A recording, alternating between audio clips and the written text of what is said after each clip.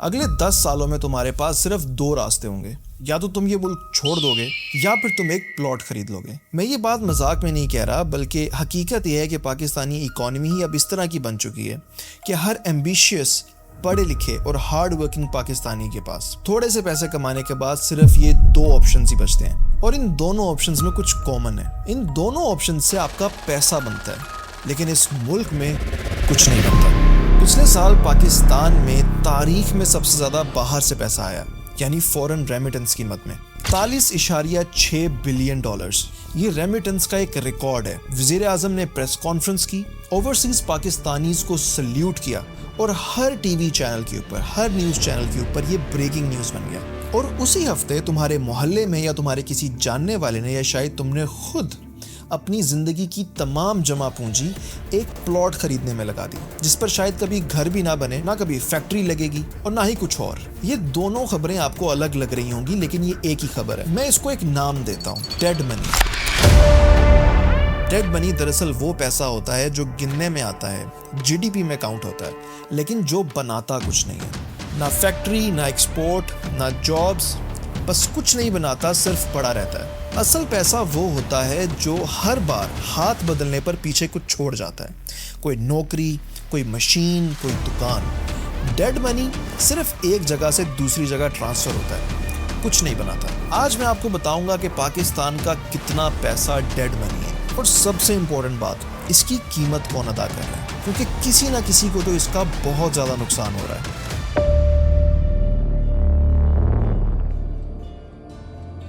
41.6 billion dollars فورن remittance میں پاکستان نے کمائے، جو کہ اراؤنڈ 8.5% زیادہ تھے لاسٹ ایئر کی نسبت۔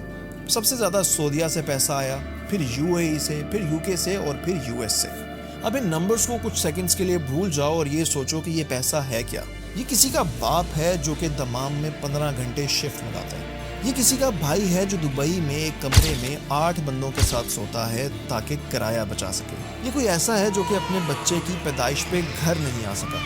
یہ کوئی نمبر نہیں ہے، دراصل یہ پاکستان کی سب سے بڑی ایکسپورٹ ہے، اور یہ ایکسپورٹ ہے ہمارے اپنے لوگ۔ لیکن سوال یہ ہے، جب اتنا زیادہ پیسہ پاکستان پہنچتا ہے تو اس کا ہوتا کیا ہے؟ یہ پیسہ زیادہ تر خرچ ہوتا ہے گھر کے خرچوں میں، شادی میں، گاڑی میں، موبائل فونز میں، یا پھر امپورٹڈ سامان میں۔ یہ بات بھی کہتے ہیں کہ پاکستان میں لوگ فضول خرچی بہت کرتے ہیں۔ میں یہ بات نہیں کہوں گا، کیونکہ میرے خیال میں ایسا کہنا بھی غلط ہے۔ جب کافی سالوں کے بعد کسی گھر میں پیسہ آتا ہے نا، تو لوگ سب سے پہلے وہ چیزیں پوری کرتے ہیں جو بہت سالوں سے رکی ہوئی ہوتی ہیں، جس میں میجورٹی آپ کی اوبویسلی خواہشات ہوتی ہیں۔ یہ نارمل ہے، یہ انسانی بیہیویئر ہے۔ لیکن آپ کی کسی ملک کی اکانومی کو اس بات سے فرق نہیں پڑتا کہ آپ کے پیسے خرچ کرنے کی نیت کیا تھی۔ اکانومی صرف یہ دیکھتی ہے کہ پیسہ آیا اور وہ لگا کدھر۔ اب میں آپ کو ایک بہت ہی انٹرسٹنگ بات بتاتا ہوں۔ اب for example 41.6 billion dollars Pakistan میں آئے، اور اتنے پیسے آنے کی وجہ سے روپی جو ہے وہ آپ کا مضبوط ہوا۔ جب روپی مضبوط ہوتا ہے تو آٹومیٹکلی آپ کی امپورٹ سستی ہو جاتی ہے۔ امپورٹ سستی ہوتی ہے تو آبویسلی باہر سے سامان منگوانا سستا ہو جاتا ہے، جس کی وجہ سے لوگ زیادہ باہر کے سامان کو پریفر کرتے ہیں، نہ کہ پاکستانی اپنے پروڈکٹس کو۔ اینڈ اسی وجہ سے پاکستانی فیکٹریز کا مال کوئی نہیں خریدتا۔ اب آپ کو یہاں پہ سمجھنے کی ضرورت ہے کہ یہاں پر ہو کیا رہا ہے ایکچولی۔ آپ کا باپ باہر اس لیے گیا تھا کیونکہ یہاں پر نوکری نہیں تھی، وہاں سے انہوں نے ڈالر بھیجے پاکستان میں، اور ان کے ڈالر اور کئی لاکھوں لوگ اور بھی جو باہر گئے ہوئے تھے، ان کے بھی جب ڈالرز آپس میں ملے اور پاکستان آئے تو اس سے روپی سٹرونگ ہوا، روپی مضبوط ہوا، باہر سے سامان منگوانا سستا ہو گیا۔ اینڈ باہر کا مال سستا ہونے کی وجہ سے یہاں کی فیکٹری کا مال لوگوں نے خریدنا بند کر دیا، اور فیکٹری ہی بند ہو گئی۔ اینڈ اسی فیکٹری میں جو کہ بند ہو گئی ہے، وہ نوکری تھی جو شاید آپ کے باپ کو پاکستان میں روک سکتی تھی۔ میں آپ کو ایک لائن میں سمجھا دیتا ہوں یہ پوری چیز۔ جو پیسہ آپ کے پیارے باہر کے ملک سے اس پاکستان میں بھیج رہے ہیں اپنے گھر کو سنبھالنے کے لیے، وہی پیسہ دراصل اس ملک کی نوکریاں کھا رہا ہے۔ اینڈ افسوس کی بات یہی ہے کہ انہی نوکریوں کے نہ ہونے کی وجہ سے یہ نمبر 1 ریزن بنتی ہے کہ یہاں سے نوجوان اس ملک کو چھوڑ کے دوسرے ملک میں جاتے ہیں۔ یہ کوئی کانسپیریسی تھیوری نہیں میں بتا رہا، یہ ایکچوئل ایک ایسا لوپ ہے جو کسی نے پلان نہیں کیا بٹ ایگزسٹ کرتا ہے۔ اسی لیے میں کہتا ہوں کہ فورن ریمیٹنسز جو ہیں وہ اب فورن ریمیٹنس نہیں رہی، بلکہ ایک سبسڈی بن گئی ہے۔ اور سبسڈی ہمیشہ کسی نہ کسی قیمت پر آتی ہے. اینڈ پاکستان اس کی قیمت یہ ادا کر رہا ہے, یعنی ہم لوگ اس چیز کی قیمت یہ ادا کر رہے ہیں کہ ہم لوگ بجائے اس کے کہ اپنی اکانومی کو سٹیبل کر سکیں یا بہتر بنا سکیں, ہم اپنے ہی لوگ باہر کے ملک بھیجے جا رہے ہیں ایک ایکسپورٹ بنا کر. پاکستان کا قرضہ ہی صرف $133 بلین سے اوپر جا چکا ہے. مطلب جتنے پیسے یہ ملک کماتا ہے ایک سال کے اندر, اس کا آدھا تو یہ صرف انٹرسٹ پے بیک کرنے میں لگا دیتا ہے. امیجن, صرف سود ادا کرنے میں, اور اصل قرضہ آپ کا وہیں کھڑا ہوا ہوتا ہے. یہ بھی ایک ڈیڈ منی ہے جس کو میں نے آپ کو ایکسپلین کیا ہے. یہ پیسہ کچھ بناتا نہیں ہے, بس یہ نظر آتا ہے, ایک نمبر ہے. اینڈ دوسرا سب سے میجر ڈیڈ منی کا ریزن آپ کے اپنے گھر میں ہے. پاکستان کی شیڈو اکانومی جو ہے, مطلب وہ اکانومی جو کہ کسی پیپر پر آپ کو نظر نہیں آتی, وہ اکنامیکل ایکٹیویٹیز جو کبھی کسی ریکارڈ میں نہیں آ پاتی. اسٹیٹ بینک اور ورلڈ بینک کے اندازوں کے مطابق یہ پاکستان کی جی ڈی پی کا 40 to 45% سے بھی زیادہ ہے. مطلب آپ کی جی ڈی پی جتنی آپ کو انٹرنیٹ پہ نظر آتی ہے اس کا آدھا تو ایٹ لیسٹ ایسا بھی اور ہے جو کہ کبھی ریکارڈ میں نہیں آیا. اینڈ یہ صرف ابھی ایک اندازہ ہے, اس کا کوئی ایگزیکٹ نمبر کسی کے پاس بھی نہیں ہے. اینڈ اوبویسلی ایگزیکٹ نمبر کسی کے پاس ہو بھی نہیں سکتا, بیکاز اگر ایگزیکٹ نمبر کسی کے پاس ہوا تو پھر یہ شیڈو اکانومی تو نہ رہی نا. لیکن اگر یہ اندازہ تھوڑا سا بھی ٹھیک ہے تو کم از کم $100-150 بلین ایسا ہے آپ کے پاکستان کے اندر جو صرف پاکستان میں ہی گھومے جا رہا ہے اور کسی ریکارڈ میں نہیں ہے. اور یہ پیسہ اصل میں جاتا کہاں پر ہے؟ پلاٹ میں, فائلز میں اور زمینوں میں. اب میں تمہیں وہ بات بتانے والا ہوں جو شاید بہت سارے لوگوں کو پتا ہوگی, لیکن لوگ یہ بات سن کر اپنی آنکھیں بند کر لیتے ہیں. پاکستان میں ہر پراپرٹی کی ایٹ لیسٹ 2 قیمتیں ہوتی ہیں. میں بڑی پراپرٹیز کی بات کر رہا ہوں.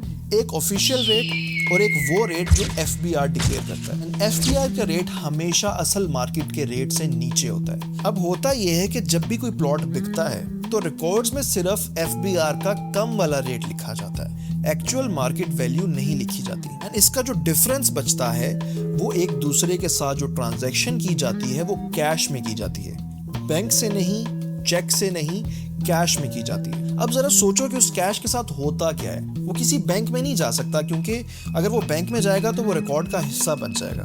وہ کسی لاکر میں جاتا ہے, کسی الماری میں چلا جاتا ہے وہ کیش, یا پھر سیدھا کسی اگلی پراپرٹی میں چلا جاتا ہے. اینڈ اس طریقے سے وہ پیسہ ڈیڈ منی بن جاتا ہے. ایکسپریس ٹریبیون کو ایک لاہور کے ہی پراپرٹی ڈیلر نے یہ بات بتائی کہ لاہور میں ایٹ لیسٹ 70% ڈیلز اسی طریقے سے ہوتی ہیں. یہ ایک ڈیلر کا اندازہ ہے, کوئی سرکاری نمبر نہیں ہے, ایگزیکٹ نہیں ہے یہ نمبر بھی. یا اگر آپ نے کبھی پراپرٹی لی ہے پاکستان میں یا بیچی ہے تو آپ کو یہ بات بہت اچھے طریقے سے پتہ ہے کہ میں کیا بات کر رہا ہوں اور کتنی سچ بات کر رہا ہوں. اور اب آتی ہے سب سے امپورٹنٹ بات. پاکستان میں لوگ پراپرٹی صرف اس وجہ سے نہیں لیتے کہ انہوں نے ٹیکس سے بچنا ہوتا ہے.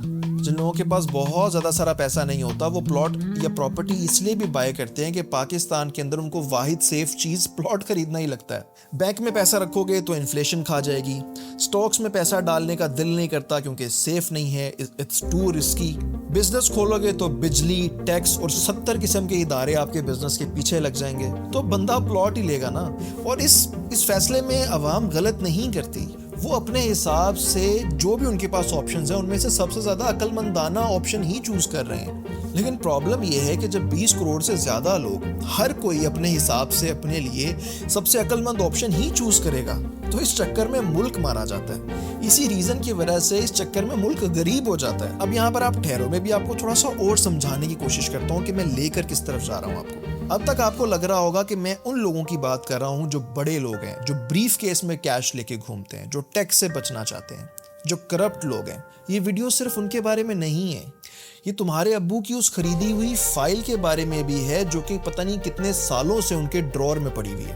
یہ ویڈیو تمہاری امی کی اس بات کے بارے میں بھی ہے جو کہتی ہیں کہ بیٹا پہلے پلاٹ لے لو, بزنس بعد میں کر لینا. یہ ویڈیو تمہارے اس دوست کے بارے میں بھی ہے جو ہر وقت یہی کہتا رہتا ہے کہ بس اب میں آئلٹس کر رہا ہوں. اور اگر پوری ایمانداری سے کہوں تو یہ ویڈیو میرے بارے میں بھی ہے, کیونکہ جب میرا بزنس بھی کسی مہینے میں اچھا ریونیو جنریٹ کر کے دیتا ہے تو پہلی چیز میں بھی یہ سوچتا ہوں کہ یار کہیں پہ پلاٹ لے لیتا ہوں, کیونکہ پلاٹ لینا از اکول ٹو سیف فیل کرنا یا محفوظ ہو جانا. یہ کسی ایک گروپ کا کوئی گناہ نہیں ہے بلکہ یہ ایک پوری قوم کا ریفلیکس بن گیا ہے. اینڈ یہی ریزن ہے کہ کبھی ہم اس سے باہر نہیں آ پاتے. یہ سب چیز ایک بہت آرگنائزڈ قسم کا سسٹم بن چکا ہے. بٹ ویٹ, میں نے آپ کو شروع میں بتا دیا تھا کہ اس سب چیز کی قیمت کوئی نہ کوئی ادا کر رہا ہے. کوئی نہ کوئی تو ایسا ہے جس کو اس سب کا بہت زیادہ نقصان ہو رہا ہے.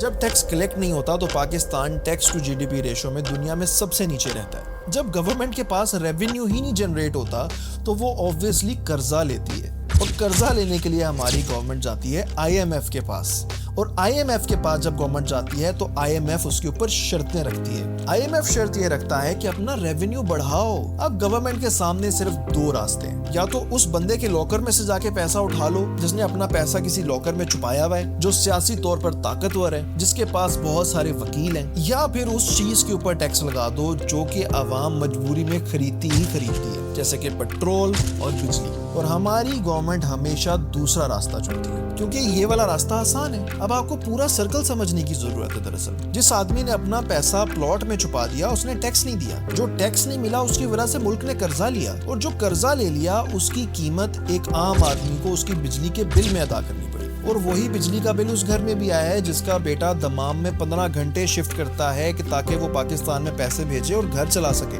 وہ بندہ اپنے خون پسینے سے باہر کے ملک سے پاکستان میں پیسہ بھیج رہا ہے, اور وہی پیسہ گھوم پھر کر اس آدمی کی ٹیکس کی چوری کو سبسڈائز کر رہا ہے جو پاکستان میں لاہور کے شہر میں بیٹھا ہر روز بھر کے پراپرٹیاں خریدے جا رہے ہیں. یہ کوئی جذباتی بات نہیں ہے, یہ حساب کتاب ہے. شروع میں نے کہا تھا کہ تمہارے پاس دو راستے ہوں گے, یا تو ملک چھوڑ دو یا پھر پلاٹ خرید لو. اب آپ کو شاید سمجھ میں آ گیا ہوگا کہ میں ایسا کیوں کہہ رہا تھا, کیونکہ یہ دو ہی تو راستے ہیں جو ہمارے سسٹم نے ہمارے لیے آسان بنا کے رکھے ہیں. باہر جاؤ گے تو تمہیں عزت ملے گی, پاکستانی کا خطاب ملے گا, تمہیں پرائم منسٹر سلیوٹ کرے گا. پلاٹ لے لو گے تو تم اپنے آپ کو محفوظ سمجھو گے, تمہارے پیسے سیکیور رہیں گے, تمہیں عقل مند کہا جائے گا. میں تمہیں یہ نہیں کہہ رہا کہ تم پلاٹ نہیں خریدو, میں یہ نہیں کہہ رہا کہ تم ملک سے باہر نہیں جاؤ, یہ تمہارا اپنا ڈیسیژن ہے اور تم اس کو بہتر طریقے سے لے سکتے ہو, اور ان حالات میں تم جو بھی ڈیسیژن لے رہے ہو وہ ٹھیک ہی لے رہے ہو. میں صرف اتنا کہہ رہا ہوں کہ اگلی بار جب تم کوئی ایک ریکارڈ نمبر سنو کہ پاکستان نے آج فورن ریمیٹنس میں اتنے پیسے کما لیے, تو یہ مت سوچنا کہ یہ نمبر واؤ کتنا بڑا ہے, کتنا ہماری اکانومی کو بوسٹ مل رہا ہے, بلکہ تمہیں اس کی اصل قیمت کا پتہ ہونا چاہیے. یہ پوچھنا کہ اس پیسے سے بنے گا کیا. حقیقت یہ ہے کہ ہم پاکستان میں پیسے تو گن رہے ہیں لیکن بنا کچھ نہیں رہے, اور یہی سب سے بڑا المیہ ہے. میرا نام ہے وجی کاظمی. اگر آپ کو یہ ویڈیو اچھی لگی ہو تو لائک اور سبسکرائب کرنا مت بھولیے گا. آئی ول سی یو ود انادر ویڈیو. تب تک کے لیے فی امان اللہ.